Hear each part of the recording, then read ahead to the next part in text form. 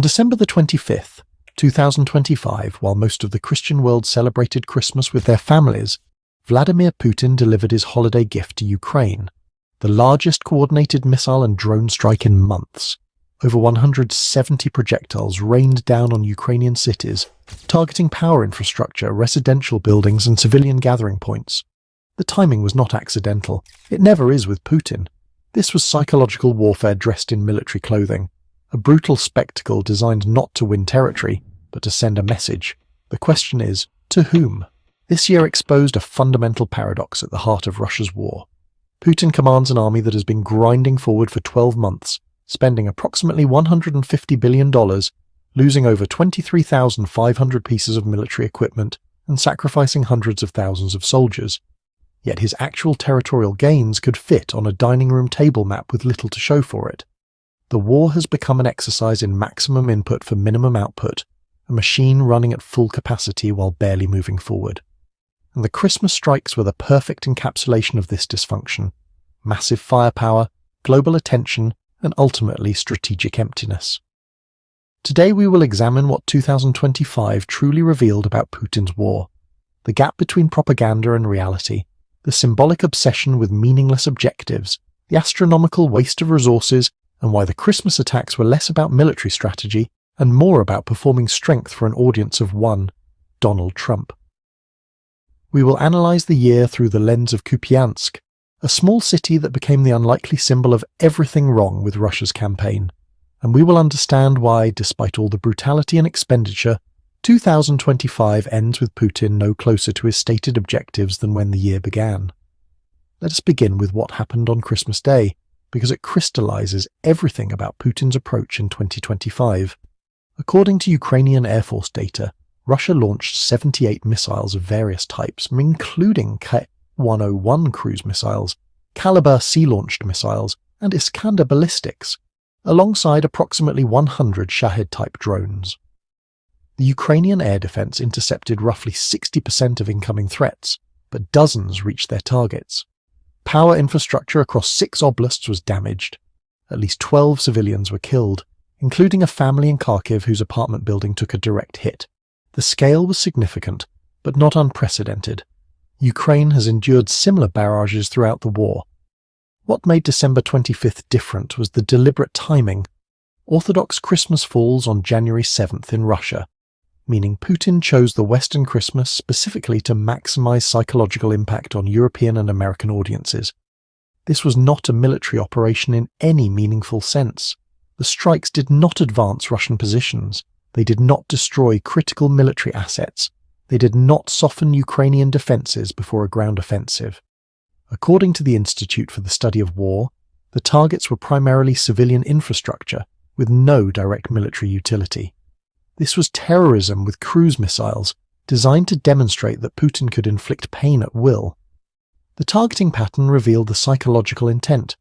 Power stations were hit in regions far from the front lines: Ivano-Frankivsk, Lviv, Vinnytsia, areas that Russia has no realistic prospect of capturing. The message was clear: nowhere in Ukraine is safe, and Russia can reach you whenever it chooses. This is not military strategy. This is collective punishment designed to break civilian morale. But here is the crucial question: why Christmas, and why such overwhelming force for so little tactical purpose? The answer lies in understanding that Putin was not speaking to Ukraine, he was speaking to Washington. Throughout 2025, Putin's military decisions have been increasingly disconnected from battlefield logic and increasingly connected to political signaling. The primary audience has been Donald Trump, who returned to the White House in January promising to end the war within 24 hours. That promise, of course, proved hollow, but it created a dynamic where Putin believed he could shape American perceptions through dramatic military actions. The Christmas strikes were Putin's way of saying, "I am still strong, I am still capable, I will not be pressured." This is the negotiating position of a man who wants Trump to understand that any peace deal must come on Russian terms. Consider the timing. In the weeks before Christmas, there had been back-channel discussions about potential ceasefire frameworks. Trump's envoy, Keith Kellogg, had made statements suggesting America was prepared to push Ukraine toward negotiations. European leaders were increasingly divided on continued military support. Putin saw an opportunity, not to win on the battlefield, but to demonstrate that he held escalatory dominance. The logic goes something like this. If Putin can show that Russia is willing and able to inflict massive damage at any moment, Western leaders might conclude that the cost of continued support for Ukraine exceeds the benefit. The Christmas strikes were a demonstration of capability timed for maximum media coverage during the Western holiday news cycle. Trump's response was instructive. His team issued a statement calling for both sides to pursue peace, the false equivalence that Putin craves. No specific condemnation of targeting civilians on Christmas, no threat of consequences. Putin received exactly the reaction he wanted, acknowledgement of his power without meaningful pushback. This dynamic played out repeatedly throughout 2025. Major Russian attacks consistently preceded or followed significant moments in American politics. The pattern suggests careful calibration, Putin testing how far he can push before provoking a response, and consistently finding that the answer is quite far indeed. But here is where the paradox emerges. Putin wants to appear strong for negotiation purposes, yet his actual military position has deteriorated throughout 2025. He is posturing from weakness while pretending to negotiate from strength. The Christmas strikes were the actions of a leader who cannot achieve his objectives through normal military means and must resort to theatrical brutality to maintain the illusion of power. Now let us examine what actually happened on the ground in 2025, because the contrast between Putin's posturing and his actual achievements is stark. At the beginning of the year, Russian forces controlled approximately 18% of Ukrainian territory, roughly the same figure as late 2022 after Ukraine's successful Kharkiv and Kherson counter-offensives. 12 months later, after the full mobilization of Russia's war economy, after hundreds of billions in expenditure, after casualties that British intelligence estimates exceed 400,000 for the year alone, Russia has gained approximately 2,300 square kilometers of additional territory. To put this in perspective, Russia spent an entire year and perhaps $150 billion to capture an area roughly the size of Luxembourg. At this rate, it would take approximately 40 years to occupy the remaining Ukrainian territory Russia claims as its own. The much-promised offensives never materialized. Kyiv was never seriously threatened. Odessa remains firmly Ukrainian. The complete capture of Donetsk and Luhansk oblasts, the minimum stated objective, remains unfulfilled. The front line has moved in some sectors by single-digit kilometers, achieved through grinding attritional warfare that consumes men and equipment at extraordinary rates.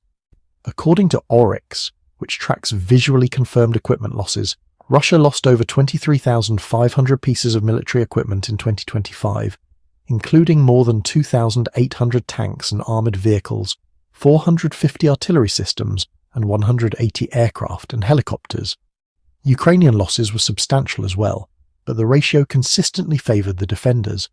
The methodology of Russian advances tells its own story. Rather than coordinated combined arms operations, Russia relied on what military analysts have termed meat assaults, waves of infantry sent against fortified positions with minimal armoured support. The tactic occasionally succeeds through sheer attrition, but the casualty ratios are horrific. In some sectors, Russian units reported 80% casualties to capture a single tree line. Commanders who objected were replaced. The meat grinder continued. The Russian military machine is operating at maximum capacity and achieving minimum results. Factories work 3 shifts producing ammunition. Recruitment offices scour prisons in Central Asian countries for bodies. The entire economy has been reoriented toward war production. And the outcome is 2,300 square kilometers. Land that has been reduced to cratered moonscape with no economic value and requires constant military presence to hold. No single location better illustrates the absurdity of Russia's 2025 campaign than Kupiansk. This small city in Kharkiv Oblast, with a pre-war population of approximately 27,000, became the focal point of Russian operations for much of the year. Russian military bloggers promised its imminent capture for months. State television featured maps showing arrows converging on the city. Putin himself reportedly mentioned Kupiansk in internal briefings as a priority objective. Why Kupiansk? The city holds modest strategic value as a railway junction, but nothing that would justify the resources devoted to its capture. The real significance was symbolic. Russia captured Kupiansk in the opening days of the invasion in February 2022, only to lose it during Ukraine's stunning Kharkiv counteroffensive in September of that year. The images of Ukrainian soldiers raising flags in the liberated city were broadcast worldwide, a visible humiliation for Putin's supposedly unstoppable army. Retaking Kupiansk would erase that humiliation. It would demonstrate that Ukraine's counteroffensives were temporary setbacks, not permanent defeats. It would provide proof that Russia's war machine could reverse its losses. The city's actual strategic value was irrelevant. What mattered was the narrative. And then, in one of the most embarrassing episodes of the war, Russian forces claimed to have captured Kupiansk in October, only for Ukrainian forces to demonstrate with extensive video evidence that they remained in control of the city centre. Russian troops had entered some peripheral districts, conducted hasty flag-raising ceremonies for propaganda footage, and then been pushed back by Ukrainian counterattacks. The propaganda stunt was carefully orchestrated. Russian war correspondents embedded with assault units filmed soldiers planting flags on buildings. State television aired the footage with triumphant commentary about the liberation of Kupiansk. Social media accounts associated with the Russian military celebrated the victory. For approximately 48 hours, Russian audiences believed their army had achieved a significant objective. Then Ukrainian forces released their own footage. Videos showed Ukrainian soldiers in the exact locations Russia claimed to control, filmed after the supposed Russian capture. GPS data confirmed the timing. Russian flags had been torn down.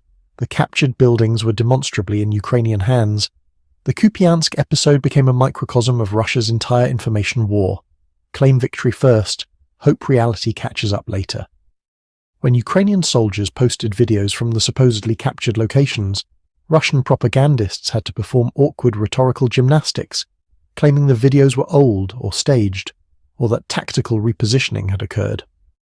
By December, the front line near Kupiansk had barely moved from its September position. The city remains in Ukrainian hands. The imminent breakthrough promised by Russian commanders never materialized. Thousands of Russian soldiers died attempting to capture a small city of marginal strategic importance, and they failed.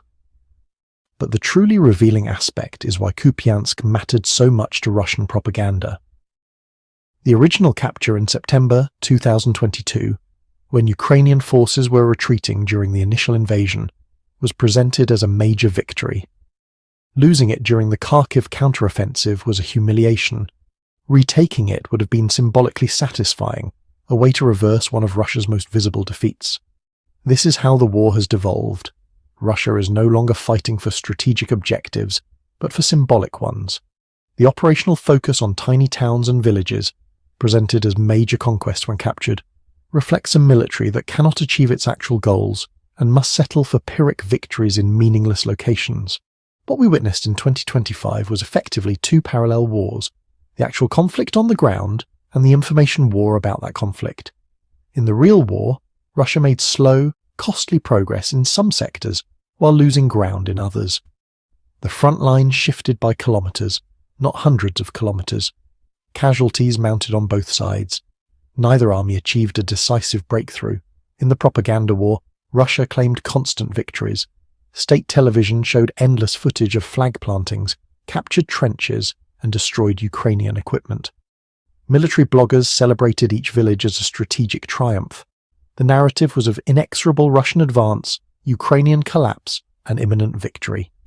The gap between these two wars has never been wider.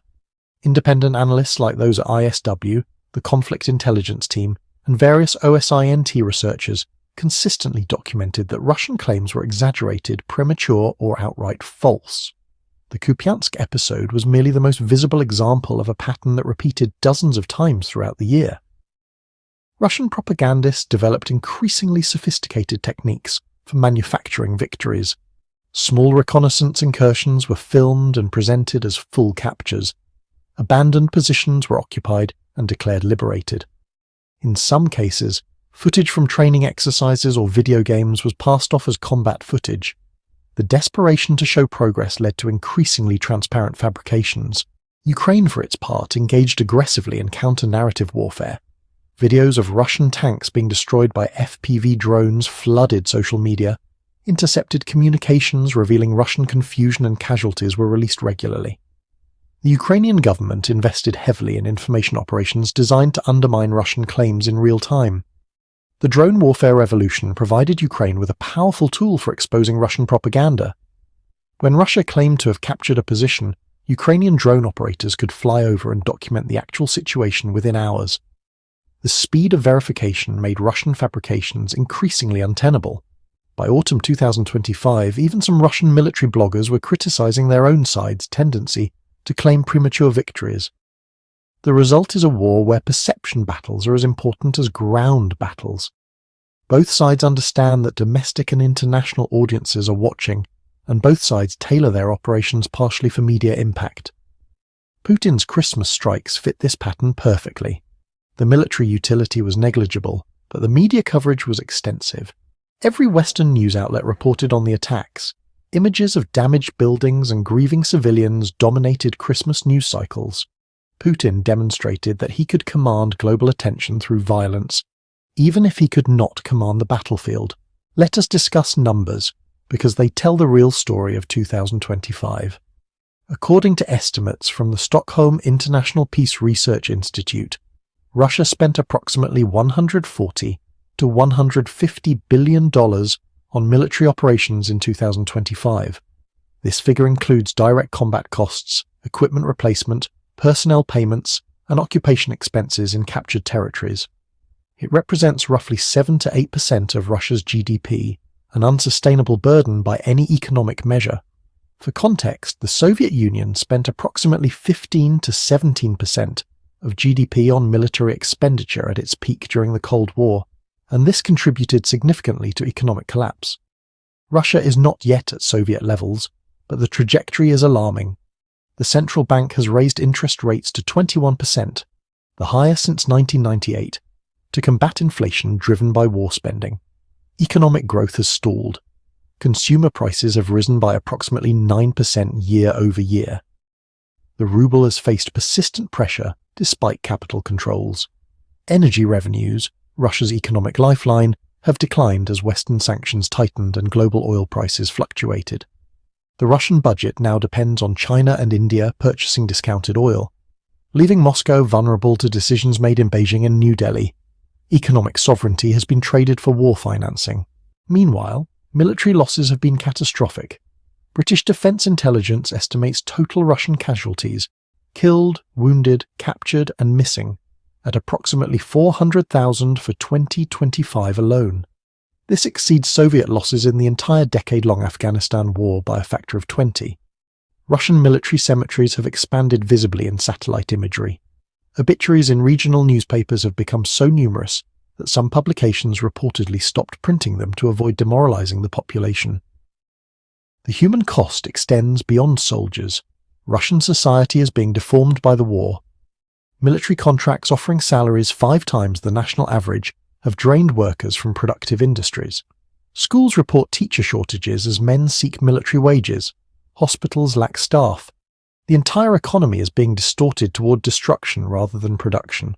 Equipment losses are equally staggering. The 23,500 documented pieces of destroyed equipment represent several years of Russian industrial production. Tank reserves from Soviet-era storage have been largely depleted, according to analysis of satellite imagery of storage facilities. Russia is now fielding T-62 tanks, vehicles designed in the 1960s, because modern equipment is unavailable in sufficient quantities. The question that emerges from these numbers is simple. What did Russia get for this investment? The answer is approximately 2,300 square kilometers of destroyed Ukrainian territory, international pariah status, economic isolation from Western markets, and a military that is visibly weaker than it was at the war's start. By any rational cost-benefit analysis, 2025 was a catastrophic failure. Yet Putin faces no domestic political consequences. Opposition figures are imprisoned or exiled. Independent media is silenced. The population receives only state-approved information. In this controlled environment, failure can be repackaged as success indefinitely, or at least until economic reality becomes impossible to ignore. Behind the statistics lie human beings, and 2025 was a year of extraordinary suffering. The Christmas strikes killed civilians celebrating holidays, but this was merely the most visible atrocity in a year filled with them. Russian forces systematically targeted Ukrainian civilian infrastructure throughout 2025: power plants, heating facilities, water treatment plants, hospitals. The strategy is explicitly designed to make Ukrainian cities uninhabitable, to freeze and starve the population into submission. The deliberate cruelty of the timing cannot be overstated. Christmas Day attacks were designed to maximize psychological trauma. Families gathered for holiday meals instead spent the day in bomb shelters. Children expecting presents received terror. The intent was not to destroy military capability but to inflict pain on civilians as a form of collective punishment. According to the United Nations Human Rights Monitoring Mission, civilian casualties from Russian strikes increased by approximately 30% in 2025 compared to the previous year. The shift toward more frequent use of guided bombs and longer-range missiles allowed Russia to strike deeper into Ukrainian territory, reaching cities that had previously been relatively safe. Medical facilities were targeted with disturbing frequency.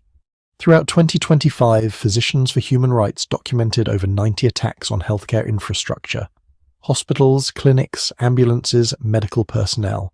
Each attack is a war crime under international humanitarian law. The systematic nature suggests deliberate policy rather than military error. The human cost in occupied territories remains largely hidden, but is understood to be severe. Reports from human rights organizations document systematic persecution, forced deportations, torture, and extrajudicial killings. Children have been separated from families and transferred to Russia, an act that the International Criminal Court has classified as a war crime, issuing an arrest warrant for Putin himself. Kupiansk, the symbolic center of Russia's 2025 campaign, illustrates the humanitarian catastrophe. A city of 27,000 has been reduced to approximately 5,000 remaining residents. Those who stayed are mostly elderly, unable or unwilling to flee. They live without reliable electricity, water, or heating. The surrounding villages have been virtually depopulated. This is what Putin's war produces, not conquest in any meaningful sense, but destruction. The territory Russia claims is being rendered worthless through the very process of claiming it. The people Russia supposedly wants to liberate are being killed, displaced, or terrorized into fleeing. As the year closes, certain conclusions become unavoidable. First, Russia cannot achieve its stated war objectives through military means. 3 years of fighting, hundreds of thousands of casualties, and hundreds of billions of dollars have produced minimal territorial change and no political submission from Ukraine. The Russian military is weaker now than at the war's start, with depleted equipment, degraded personnel quality, and an officer corps that has been decapitated by Ukrainian strikes. Second, Putin has substituted spectacle for strategy. The Christmas strikes, the obsession with Kupiansk, the endless propaganda about imminent breakthroughs, all of this represents a leader who cannot win and therefore must perform winning. The war has become a media production designed to maintain domestic support and intimidate foreign observers. Third, the cost-benefit calculation is catastrophically negative for Russia. Even if we accept Russian territorial claims at face value, the price paid, and blood, treasure, and international standing, vastly exceeds any conceivable benefit. Russia has traded its economic future, its military capability, and its diplomatic relationships for a few thousand square kilometers of rubble. Fourth, Putin is signaling to Trump not fighting to win. The escalation and de-escalation patterns throughout 2025 correlate more closely with American political developments than with battlefield logic. Putin wants a deal that legitimizes his gains and removes sanctions, and he is willing to burn resources indefinitely to pressure Trump into delivering one. Fifth, the propaganda war cannot indefinitely mask military reality. The Kupiansk embarrassment showed the limits of information control. When Russian forces claim victory and Ukrainian forces post contradicting video evidence within hours, the narrative collapses. The gap between Russian claims and observable reality grows wider, undermining credibility even among sympathetic audiences. Sixth, the humanitarian cost serves no strategic purpose. The targeting of civilians, the destruction of infrastructure, the Christmas Day attacks. None of this brings Russia closer to its objectives. The cruelty is the point. Putin's war has become punishment for Ukraine's refusal to submit, vengeance masquerading as military operations. What should we expect in the coming year? Putin will continue the grinding attritional strategy because he has no alternative. Russian industry cannot produce a qualitative military advantage. Russian demographics cannot sustain high-intensity offensive operations indefinitely. The only path forward is to outlast, to hope that Western support for Ukraine falters, that Trump pressures Kiev into unfavorable negotiations, that European unity fractures under economic strain. The Christmas strikes previewed Putin's 2026 approach. Periodic, massive attacks on civilian infrastructure designed to maintain psychological pressure without achieving military objectives. These attacks will be timed for maximum political impact during Western holidays, before important votes in Allied parliaments, around American political events. We should expect more Kupiansks, small towns elevated to symbolic importance, subjected to intense attacks, claimed as victories regardless of actual outcomes. The propaganda machine requires constant content, and since genuine strategic victories are unavailable, manufactured ones will have to suffice. Ukraine will continue to hold, but will face increasing pressure on manpower and equipment. Western support remains the critical variable. If America and Europe maintain current assistance levels, Ukraine can continue the war indefinitely. If support wavers, Ukraine's position becomes more precarious. The wild card is Trump. His actual policy toward the war remains unclear despite campaign rhetoric. Putin is betting that Trump values a deal, any deal, more than Ukrainian sovereignty. The Christmas strikes were partially designed to demonstrate that Russia cannot be ignored, that Trump must engage with Putin as an equal.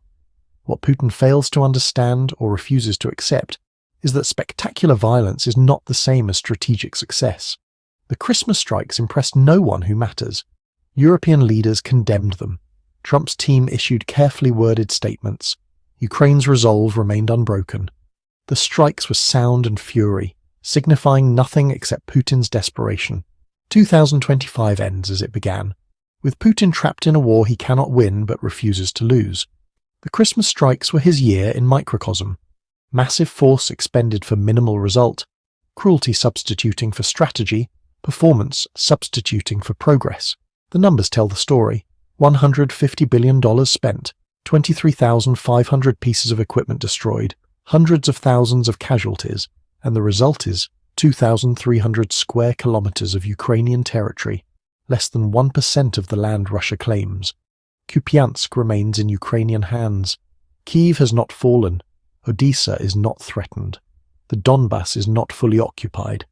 None of Putin's stated objectives have been achieved. What has been achieved is suffering on an industrial scale.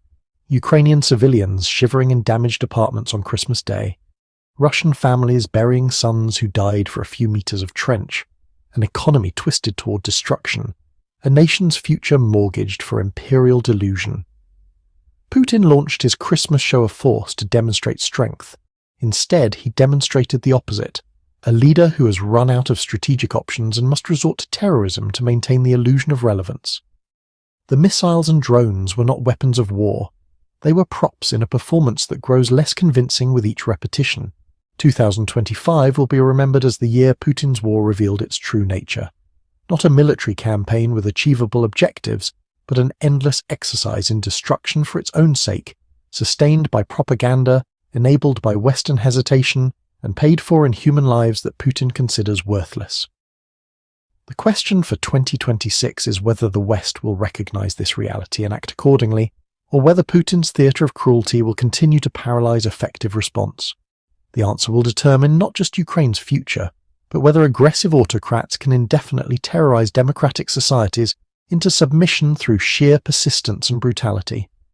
History suggests they cannot, but history requires people to make the right choices, and in December 2025, as missiles fell on Christmas celebrations, those choices remained unmade.